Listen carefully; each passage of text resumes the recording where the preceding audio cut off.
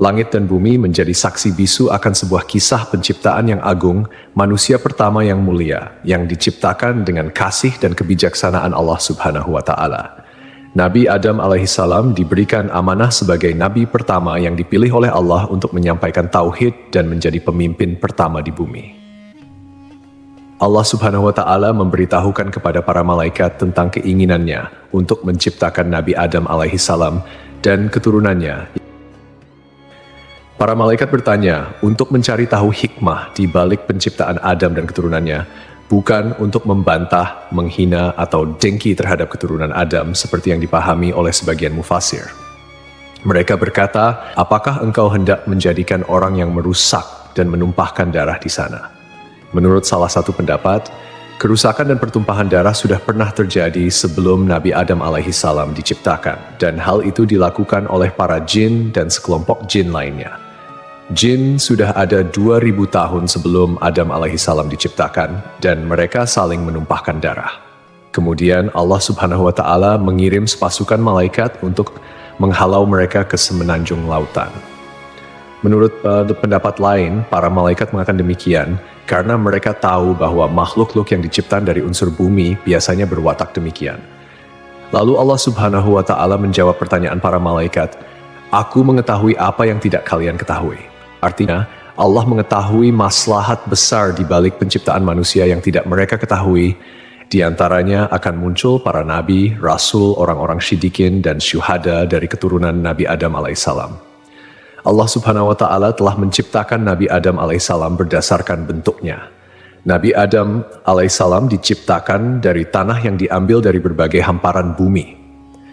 Warna-warni tanah yang tersebar di seluruh bumi ini menjadi sebab keturunan Nabi Adam alaihissalam lahir dengan beragam warna kulit hingga saat ini. Variasi tersebut mencerminkan kebesaran Allah Subhanahu wa Ta'ala dalam menciptakan keanekaragaman manusia. Tingginya 60 hasta atau sekitar 27,43 meter, yang sering dibulatkan menjadi 30 meter. Hal ini selaras dengan penelitian yang dimuat dalam jurnal Madaha Yisrael Be'Anglit Variet, yang menyatakan bahwa tinggi rata-rata manusia zaman dahulu 90 kaki atau sekitar 7,43 meter, seperti yang dijelaskan dalam hadis. Allah Subhanahu wa Ta'ala telah menciptakan Nabi Adam alaihissalam berdasarkan bentuknya dengan tinggi 60 hasta. Kemudian Allah Subhanahu wa Ta'ala berfirman, "Pergilah dan berilah salam kepada para malaikat, dan dengarkanlah apa yang mereka katakan kepadamu. Itulah kehormatan bagimu dan keturunanmu." Ukuran tubuh manusia terus-terus menyusut secara bertahap hingga sekarang. Tentunya Allah Subhanahu wa Ta'ala memiliki hikmah terbaik terkait penyusutan tubuh manusia, karena rencananya selalu yang terbaik.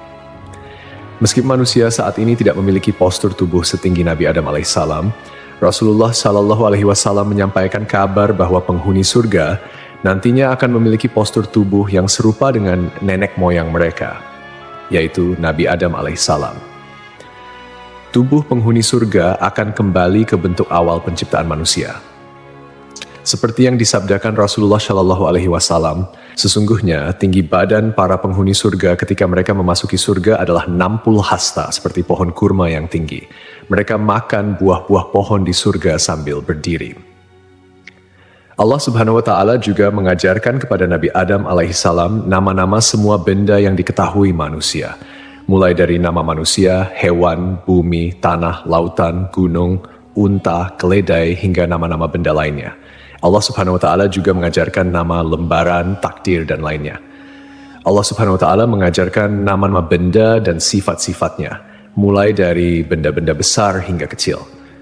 Allah Subhanahu wa Ta'ala berfirman dalam surah Syad, "Ingatlah ketika Rabbmu berfirman kepada para malaikat, sesungguhnya aku akan menciptakan manusia dari tanah. Maka apabila telah aku sempurnakan kejadiannya dan aku tiupkan kepadanya ruh ciptaanku, maka tunduklah kamu kepadanya dengan bersujud sebagai tanda penghormatan."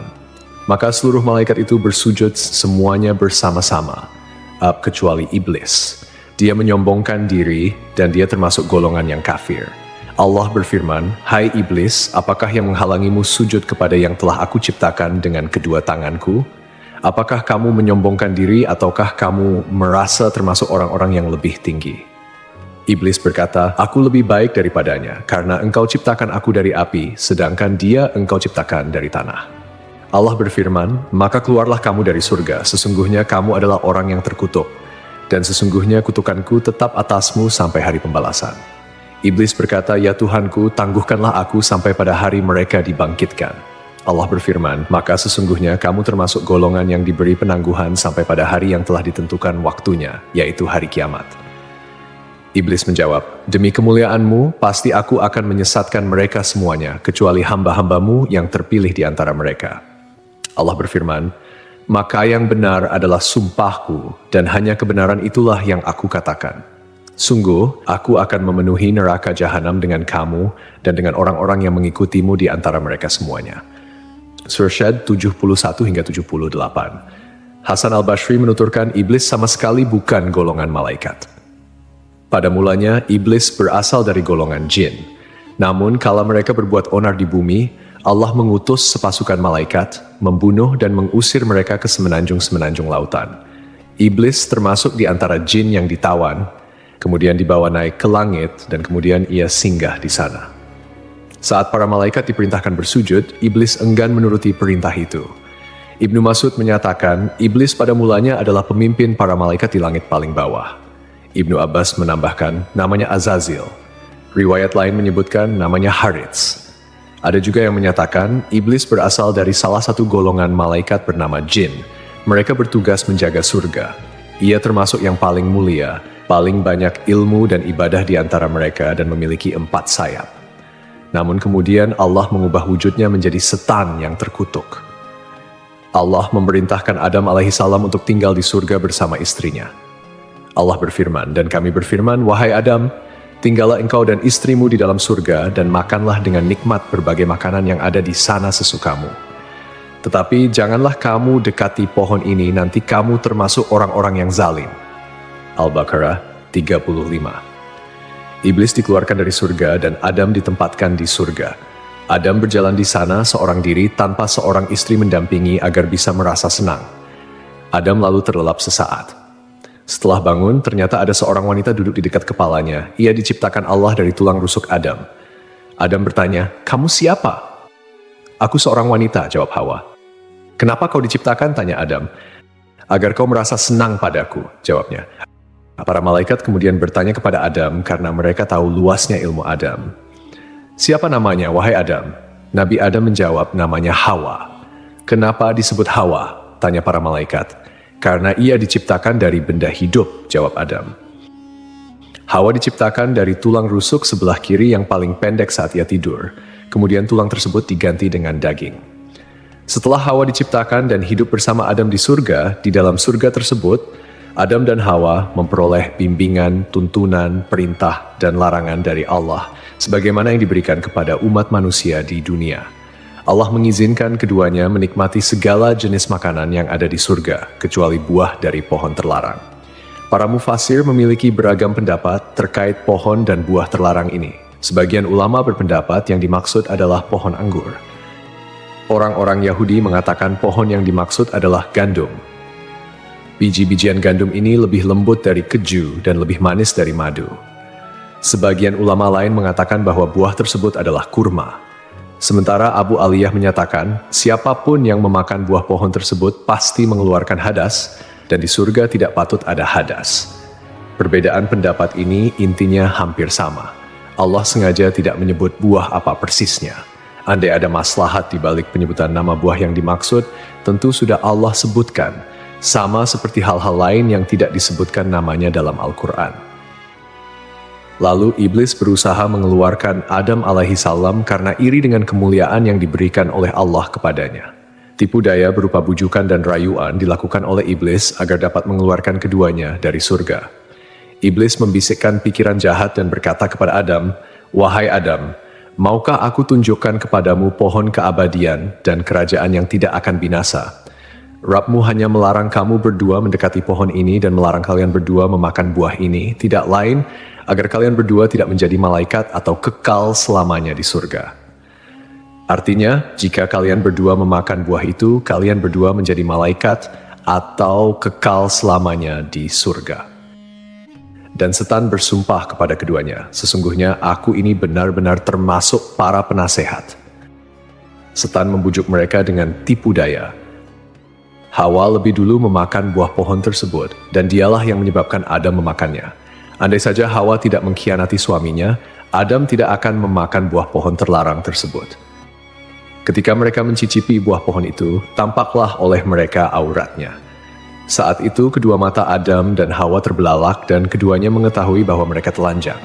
Kemudian keduanya mencari dedaunan buah tin lalu mereka gunakan sebagai untuk menutupi aurat mereka. Rasulullah bersabda, "Sungguh, Allah menciptakan Adam, lelaki berbadan jangkung, berambut lebat, seakan-akan pohon kurma menjulang tinggi. Saat memakan buah pohon, pakaiannya terlepas dan bagian pertama yang terlihat adalah auratnya. Saat melihat auratnya, Adam berlari di surga. Allah memerintahkan dua malaikat untuk mengeluarkan Adam dan Hawa dari dekatnya. Jibril kemudian melepas tiara dari kepala Adam dan Mikail melepas mahkota dari keningnya. Dahan sebuah pohon kemudian mengait hingga Adam mengira hukuman disegerakan untuknya. Adam menundukkan kepala dengan mengatakan, "Ampun, ampun." Allah berfirman, "Apa kau melarikan diri dariku?" Adam menjawab, "Bukan, tapi karena aku malu padamu, wahai penolongku." Rabb menyeru mereka, "Bukankah aku telah melarang kamu dari pohon itu dan aku telah mengatakan bahwa sesungguhnya setan adalah musuh yang nyata bagi kamu berdua?" Keduanya berkata, "Ya Rabb kami telah menzalimi diri kami sendiri." Setelah menyadari kesalahannya, Adam dan Hawa meminta pertaubatan kepada Allah. Pertaubatan Adam dan Hawa diterima oleh Allah, namun Allah tetap memberikan hukuman akibat pelanggaran yang dilakukan oleh Adam dan Hawa. Keduanya dikeluarkan dari surga dan diturunkan ke bumi. Turunlah kalian dari surga menuju bumi, dan kalian akan menjadi musuh satu sama lain. Kalian akan memiliki tempat tinggal di bumi sampai batas waktu tertentu. 24 hingga 25. Rasulullah bersabda, "Hari terbaik yang matahari terbit pada hari itu adalah hari Jumat. Pada hari itu Adam diciptakan, pada hari itu ia dimasukkan ke surga, dan pada hari itu ia dikeluarkan darinya." Para ulama memiliki pendapat yang berbeda mengenai lokasi diturunkannya Adam dan Hawa di bumi. Pendapat mayoritas menerima bahwa Adam dan Hawa diturunkan ke bumi pada dua tempat yang berbeda dan kemudian bertemu di Arafah.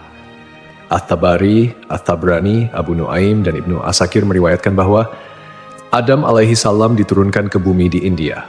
Pendapat ini diperoleh dari hadis yang disampaikan oleh Abdullah bin Umar dan Abdullah bin Abbas. Sementara itu, menurut pendapat ini, Hawa diturunkan di Jeddah.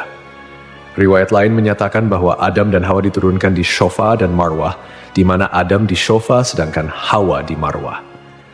Al-Auza'i meriwayatkan bahwa Adam berada di surga selama 100 tahun. Riwayat lain menyebutkan 60 tahun, menangisi surga selama 70 tahun, menangisi kesalahannya selama 70 tahun, dan menangisi anaknya yang dibunuh selama 40 tahun. Jika memang benar hari di mana Adam diciptakan dan dikeluarkan dari surga, sama seperti hari Jumat dalam ukuran dunia, pendapat ini masih perlu dikaji lebih jauh. Dan jika Adam dikeluarkan dari surga pada hari yang berbeda dengan hari ia diciptakan, atau kita katakan bahwa ukuran hari tersebut adalah sama seperti 6.000 tahun untuk ukuran hari-hari dunia, seperti yang diriwayatkan dari Ibnu Abbas, Mujahid, Dahak, dan dipilih Ibnu Jarir, berarti Adam berada di surga dalam jangka waktu yang sangat lama. Ibnu Jarir menjelaskan seperti diketahui, Adam diciptakan pada saat terakhir hari Jumat, yang mana sesaatnya adalah selama 83 tahun dan 4 bulan. Karena saat Adam masih berbentuk tanah yang berwujud dan ruh belum ditiupkan, ia bertahan selama 40 tahun dalam kondisi seperti itu. Selanjutnya Adam berada di surga sebelum diturunkan dari sana selama 43 tahun. Wallahu alam. Lalu setelah sekian lama mereka pun dipertemukan kembali oleh Allah di Jabal Rahmah. Nabi Adam dan Hawa memulai kehidupan baru sebagai manusia biasa dan kembali menjalani kehidupan berdua sebagai pasangan suami istri. Mereka dikaruniai keturunan.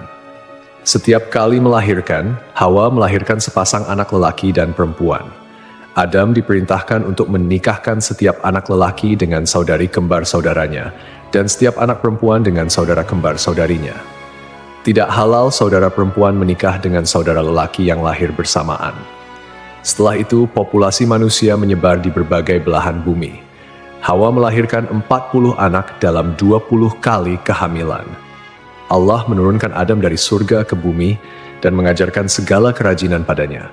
Allah membekali Adam dengan buah surga. Hanya saja, buah-buahan dunia berubah, sementara buah-buahan surga tidak berubah. Allah berfirman, "Wahai Adam, sungguh aku memiliki tanah haram tepat sejajar dengan arsiku. Maka pergilah lalu bangunkan sebuah rumah untukku di sana. Lalu kelilingilah rumah itu seperti para malaikat mengelilingi arsiku." Allah kemudian mengutus seorang malaikat kepada Adam, memberitahukan tempatnya, mengajarkan manasik-manasik padanya, dan menyampaikan padanya bahwa setiap ayunan langkah kaki Adam menjadi ibadah yang mendekatkan diri padanya setelah itu. Diriwayatkan pula dari Ibnu Abbas, makanan pertama yang dimakan Adam di bumi berawal dari Jibril. Jibril datang dengan membawa 7 biji gandum. Adam bertanya, "Apa ini?" Jibril menjawab, "Ini adalah pohon yang dilarang untuk kau makan, lalu kau makan." "Apa yang harus aku lakukan dengan biji-bijian itu?" tanya Adam. "Tanamlah di bumi," jawab Jibril.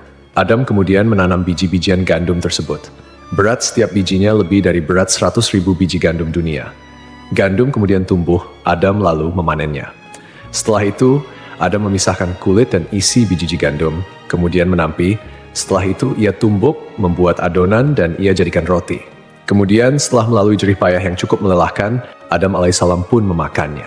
Pakaian pertama Adam alaihissalam dan Hawa berasal dari bulu domba. Adam menggerus bulu-bulu domba lalu ia tenun dan dibuat jubah untuk ia kenakan, serta baju panjang dan kerudung untuk Hawa.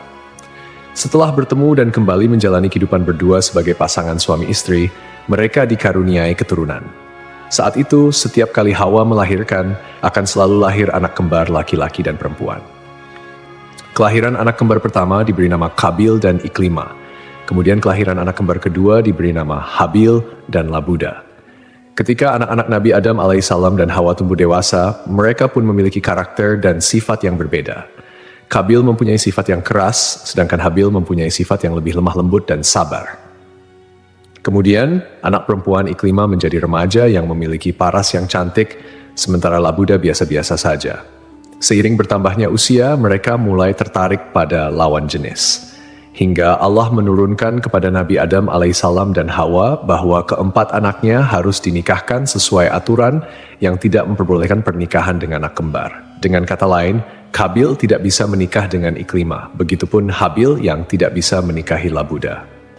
Setelah Nabi Adam alaihissalam menyampaikan aturan pernikahan kepada saudara kembarnya, ternyata Kabil menolak dan mengatakan ingin menikah dengan Iklima yang tidak lain merupakan saudara kembarnya sendiri. Untuk menyelesaikan perselisihan antara anak laki-lakinya, Nabi Adam alaihissalam mengajukan solusi yaitu Kabil dan Habil harus berkurban, lalu kurbannya diterima di sisi Allah, sehingga dialah yang berhak menikah dengan Iklima. Setelah itu, Adam pergi untuk menunaikan ibadah haji ke Mekkah dan menitipkan anak-anaknya kepada langit. Tapi langit enggan menerima permintaannya itu. Adam kemudian menitipkan anak-anaknya kepada bumi dan gunung, namun mereka semua menolak. Kabil justru menerima permintaan ayahnya untuk menjaga saudara-saudaranya. Kabil, seorang petani sombong, menyiapkan seikat gandum dengan kualitas yang jelek. Sedangkan Habil, yang merupakan seorang peternak, menyiapkan seekor kambing gemuk untuk dikorbankan.